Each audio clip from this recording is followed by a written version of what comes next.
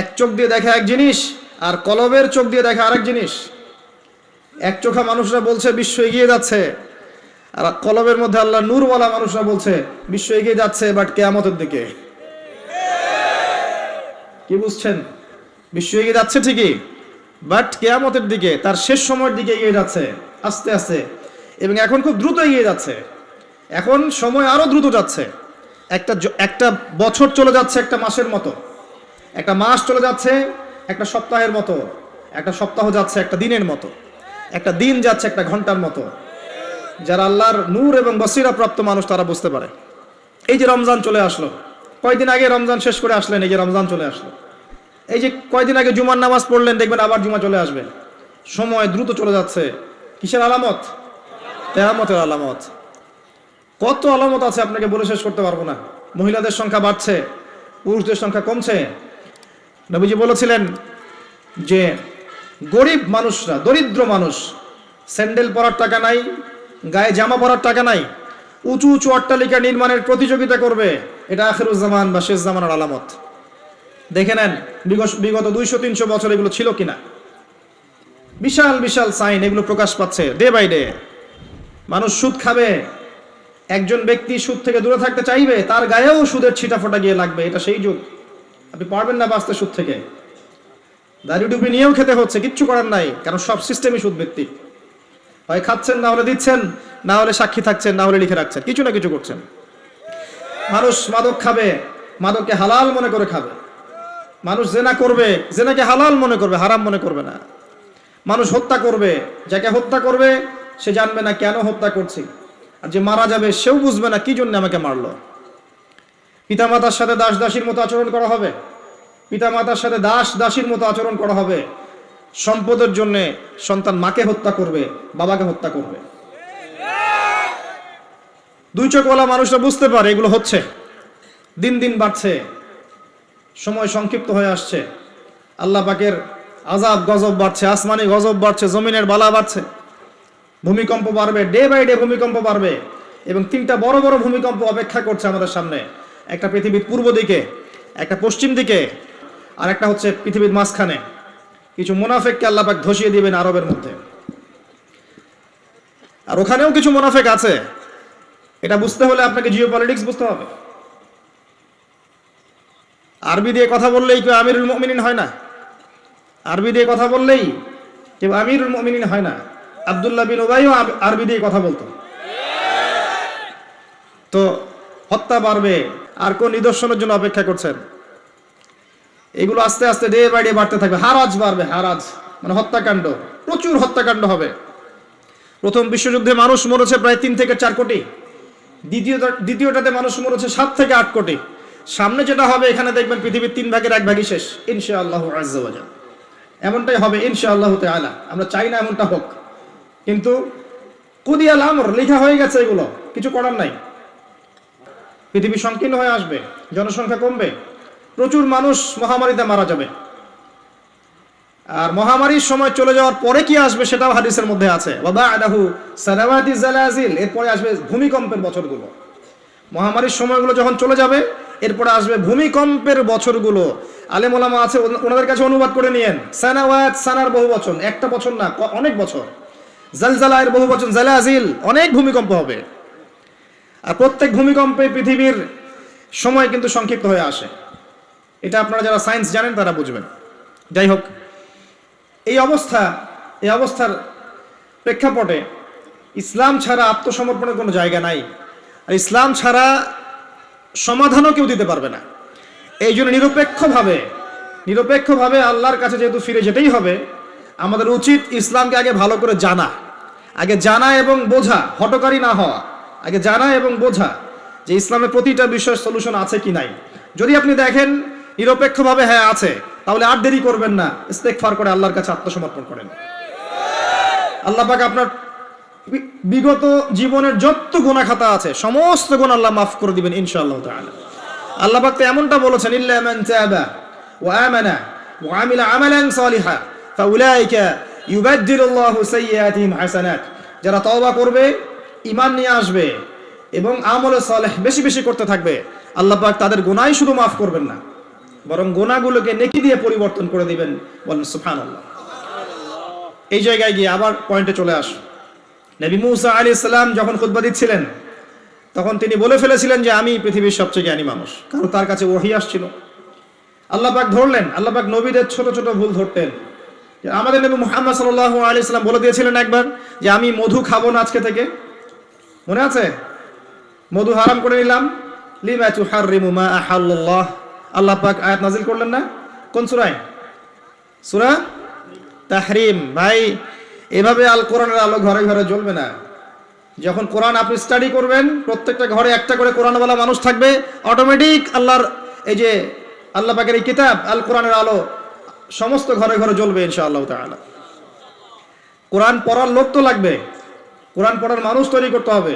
প্রত্যেক ঘরে ঘরে একটা করে মানুষ তো চাই যে কোরআন গবেষণা করতে পারে। তখন দেখবেন অটোমেটিকলি কোরআনের আলো ঘরে ঘরে জ্বলে যাবে ইনশাআল্লাহ তাআলা। আবেগ দিয়ে হয় না, আবেগ দিয়ে কোনো কিছু হয় না। যারা ইসলামের বিরুদ্ধে কাজ করছে না, আবেগ দিয়ে কাজ করছে না, বিবেক দিয়ে কাজ করছে। আমরা আবেগী জাতি, আমরা আবেগী জাতি না? আমরা আবেগী জাতি, খুব আবেগ আমাদের। দিনের পিছনে আবেগ ভালো জিনিস, কিন্তু আবেগ দিয়ে দিন প্রতিষ্ঠা হয়নি কখনো। নবী সাল্লাল্লাহু আলাইহি ওয়াসাল্লাম হিকমা দিয়ে, বুদ্ধি দিয়ে, কৌশল দিয়ে ধীরে ধীরে বেসিক ঠিক করে আস্তে আস্তে আস্তে আস্তে ইসলামকে এগিয়ে নিয়ে গেছেন। 23 বছর সময় লেগেছে। কত বছর? কখনো কখনো অত্যাচার সহ্য করতে হয়েছে, করেছেন। কখনো মার খেতে হয়েছে, খেয়েছেন। কখনো গালি খেতে হয়েছে, খেয়েছেন। কখনো সমালোচনা সহ্য করতে হয়েছে, করেছেন। কখনো দেশ থেকে চলে যেতে হয়েছে, চলে গিয়েছেন। হাল ছেড়ে দেন নাই, ধীরে ধীরে ইসলামকে নিয়ে এগিয়ে গেছেন। একদিনে তো দিন কায়েম হয়নি, হয়েছে? তার আগ পর্যন্ত এভাবে গ্লোবালি কিছু হবে এটা আমার মনে হয় না। আমি স্টাডি করে যা মনে হচ্ছে আমার কাছে মনে হয় না যে গ্লোবালি তার আগে কিছু হবে। ক্ষুদ্র পরিসরে বা ব্যক্তিগতভাবে বা সামাজিকভাবে ছোট ছোট ক্ষেত্রে কিছু হতে পারে, কিন্তু বড় পরিসরে মনে হচ্ছে না যে এত সময় আমাদের হাতে বাকি আছে।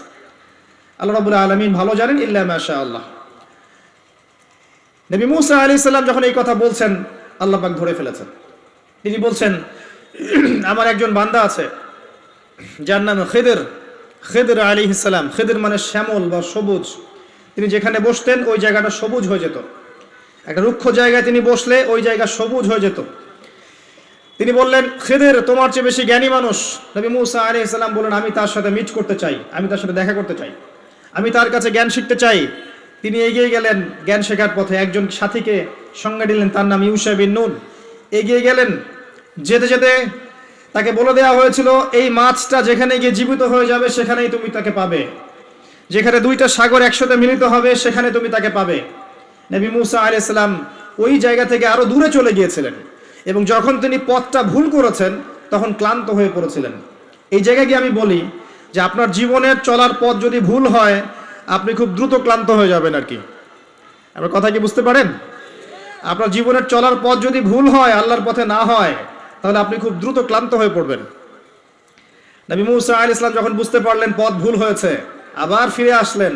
এসে দেখলেন পাথরের উপরে, শিলাখণ্ডের উপরে সেই ব্যক্তি বসে আছেন, তার নাম খিদর আলাইহিস সালাম। যে পৃথিবীর সবচেয়ে জ্ঞানী মানুষ, তার চরিত্র হওয়া দরকার ওই শিলার মতো। এটা একটা নিদর্শন। তিনি পাথরের উপর বসেছিলেন। খিদর আলাইহিস সালাম, নবী মুসা আলাইহিস সালাম বললেন, আমি আপনার কাছে জ্ঞান শিখতে চাই। আমি শুনেছি আপনাকে আল্লাহর পক্ষ থেকে জ্ঞান দেওয়া হয়েছে। তিনি কিন্তু নবী নন। আমি বোঝাতে চাচ্ছি যে নবী না হয়েও জ্ঞানী হওয়া যায়, আল্লাহর পক্ষ থেকে জ্ঞান আসতে পারে যদি আপনার কলবে কি থাকে, নূর থাকে, স্বচ্ছতা থাকে, এবং আপনি বেশি বেশি আল্লাহর জিকির করেন, আল্লাহকে ডাকেন, আপনি আল্লাহর মারিফত অর্জন করতে পারেন। মনের মধ্যে হিংসা থাকে না, বিদ্বেষ থাকে না, অহংকার থাকে না, আল্লাহর নূর আসতে পারে। এই যুগেও সম্ভব ইনশাআল্লাহ তাআলা। হাল আত্তাবিউকা আলা আন তুআল্লিমানি মিম্মা উল্লিমতা রুশদা। মুসা আলাইহিস সালাম বলছেন, আমি কি আপনার সাথে সফর সঙ্গী হতে পারি? এই শর্তে যে আপনি আমাকে জ্ঞান শেখাবেন, যেই জ্ঞান আল্লাহ আপনাকে শিখিয়েছেন। এবার খিদর আলাইহিস সালাম বলছেন, ইন্নাকা লা তাসতাতি'আ মা'ইয়া সাবরা। তুমি তো আমার সাথে ধৈর্য ধরতে পারবে না। সুবহানাল্লাহ। একজন নবীকে বলছেন, একজন নবীকে একজন মানুষ বলছেন, তুমি তো আমার সাথে ধৈর্য ধরতে পারবে না। আপনি মনে করেন একটা স্কুলের টিচার 100টা বাচ্চাকে পড়াচ্ছেন। পরীক্ষার আগে আপনি বলে দিলেন যে 1 বছর আমি তোমাদেরকে পড়িয়েছি, তুমি অমুক আব্দুল্লাহ ফার্স্ট হতে পারো, আর তুমি আব্দুর রহমান তুমি ফার্স্ট হতে পারবে না, তুমি হবে লাস্ট। আপনার অভিজ্ঞতা, আপনি 1 বছর পড়িয়েছেন, আপনি দেখলেন রেজাল্ট ঠিক তাই হলো। আব্দুল্লাহ ফার্স্ট হয়েছে, আব্দুর রহমান লাস্ট হয়েছে। এর মানে কি এই টিচার গায়েব জানে? গায়েব জানে? তার ইলম, তার প্রজ্ঞা, তার অভিজ্ঞতা। নবী মুসা আলাইহিস সালামকে বলছেন তিনি, খিদর আলাইহিস সালাম, ইন্নাকা লান তাসতাতিআ মাইয়া সাবরা, তুমি আমার সাথে ধৈর্য ধরতে পারবে না। মানে গল্পের শেষে আপনি কি দেখবেন, তিনি আসলেই ধৈর্য ধরতে পারেন নাই। তো মুসা আলাইহিস সালাম বলেন, ইনশাআল্লাহ আমি ধৈর্য ধরবো, আমি ধৈর্য ধরবো ইনশাআল্লাহ, এবং আমি আপনার কাজে কোনো বিঘ্ন সৃষ্টি করব না। আচ্ছা ঠিক আছে, চলো। গল্প অনেক বড়, আমি সংক্ষেপে বলছি। 3টা ঘটনা ঘটেছে। একবার নৌকা ফুটা করে দিয়েছেন খিদর আলাইহিস সালাম, দ্বিতীয়বার একজন বালককে হত্যা করেছেন, আর তৃতীয়বার একটা দেয়ালকে নির্মাণ করেছেন, দেয়ালটা পড়ে গিয়েছিল, কোনো পারিশ্রমিক নেননি, ফ্রি অফ কস্ট দেয়াল নির্মাণ করেছেন। নবী মুসা আলাইহিস সালাম প্রত্যেকবার বলছেন যে আপনি এই কাজটা কেন করলেন, আপনি এই কাজটা কেন করলেন, বারবার জিজ্ঞাসা করছেন, ইন্টারফেয়ার করছেন। এবং খিদর আলাইহিস সালাম বলছেন, আমি কি বলিনি তোমাকে, আলাম আকুল লাক ইন্নাকা লান তাসতাতিআ মাইয়া সাবরা। এক পর্যায়ে যখন তিনি তৃতীয় প্রশ্নের উত্তর দিতে পারলেন না, সবর করতে পারলেন না, তখন খিদর আলাইহিস সালাম বলেন, হাযা ফিরাকু বাইনি ওয়া বাইনাক, এই হচ্ছে তোমার আমার পার্থক্য, আর একসাথে চলা হলো না। তবে যাওয়ার আগে আমি তোমাকে জানিয়ে দেব কেন আমি এই কাজগুলো করেছি। ওই নৌকা ফুটা না করলে, ওই নৌকার পিছনে জলদস্যু ছিল, ভালো নৌকা হলে নিয়ে চলে যেত। আমি ওই ব্যক্তির ক্ষতি করিনি, বরং উপকার করেছি নৌকা ফুটা করে দিয়ে। ওই বাচ্চাকে হত্যা না করলে, ওই বাচ্চার পিতা মাতা ছিল বড় আলেম, বড় আল্লাহওয়ালা, এই বাচ্চা বড় হলে নিজেও কাফের হতো, বাপ মাকেও কুফরিতে নিয়ে যেত। অনেকটা আমাদের নাস্তিক প্রজন্মের মতো আর কি। তিনি হত্যা করেছেন, আল্লাহর আদেশে হত্যা করেছেন। আর ওই যে দেয়াল নির্মাণ করেছি, এই দেয়ালের নিচে ছিল 2 জন এতিম বালকের রেখে যাওয়া পৈতৃক সম্পত্তি। তার বাবা মা রেখে গিয়েছিল সোনার কয়েন, রূপার কয়েন, এইগুলো মাটির নিচে ছিল। তারা বড় হয়ে যেন এটা পায়, অন্য কেউ সিজ করতে না পারে, এই জন্য আমি এখানে দেয়াল নির্মাণ করেছি, কোনো পারিশ্রমিক নাই। বাই দ্য ওয়ে, সোনার কয়েন আর রূপার কয়েনের কথা কোরআনে আছে, দিনার আর দিরহামের কথা কোরআনে আছে, যদিও বিশ্ব ব্যবস্থায় নাই। বিশ্ব ব্যবস্থা নামে একটা সংগঠন আছে, ইন্টারন্যাশনাল মনিটারি ফান্ড, তারা আইন করে সোনার কয়েন আর রূপার কয়েনকে হারাম করে দিয়েছে। আপনি কি সেটা জানেন? Ban, totally ban. তাদের আর্টিকেলস অফ চার্টারের মধ্যে আছে, লিখা আছে যে এই বিশ্ব বাজার থেকে সোনার কয়েন, রূপার কয়েনকে ব্যান করে দেওয়া হয়। কেউ যদি আল্লাহর হালালকে হারাম করে, তাকে আমরা কি বলতে পারি? কেউ যদি আল্লাহর হারামকে হালাল করে আর আল্লাহর হালালকে হারাম করে নেয়, তাকে আমরা কি বলতে পারি? আরে এই পাপটার নাম কি? সূরা তাওবার 31 নম্বর আয়াত অনুযায়ী এই পাপটাকে বলা হয় শিরক। জি, সূরা তাওবার 31 নম্বর আয়াত অনুযায়ী এই পাপটাকে বলা হয় শিরক। কে অধিকার দিল মানুষকে আল্লাহর হালালকে হারাম করার? একটা কয়েনের মধ্যে ইন্ট্রিনসিক ভ্যালু থাকে, অন্তর্নিহিত মান থাকে। এখানে যতটুকু সোনা আছে এতটুকুই আছে, এর ইন্ট্রিনসিক ভ্যালু আছে, অন্তর্নিহিত মান আছে। আজীবনে এই মান কমে যাবে না ইনশাআল্লাহ তাআলা, বরং বাড়বে। কিন্তু আপনার কাছে যা দিয়েছে তারা এটা হারাম করার পরে, এটার মান দিন দিন বাড়ে না, বরং দিন দিন কমতে পারে। এতে করে আপনি আপনার শ্রম হারাচ্ছেন। আপনি শ্রম দিয়ে টাকা আর্ন করছেন, সেই কঠোর পরিশ্রমের টাকার মান যখন কমে যায়, তখন আপনার শ্রমটাও চলে যায়। কেউ আপনার শ্রমটা চুরি করে খেয়ে ফেলে। শুধু ব্যক্তি পর্যায়ে না, বড় বড় রাষ্ট্রকে তারা দেউলিয়া করতে পারে, করেছে হিস্ট্রিতে।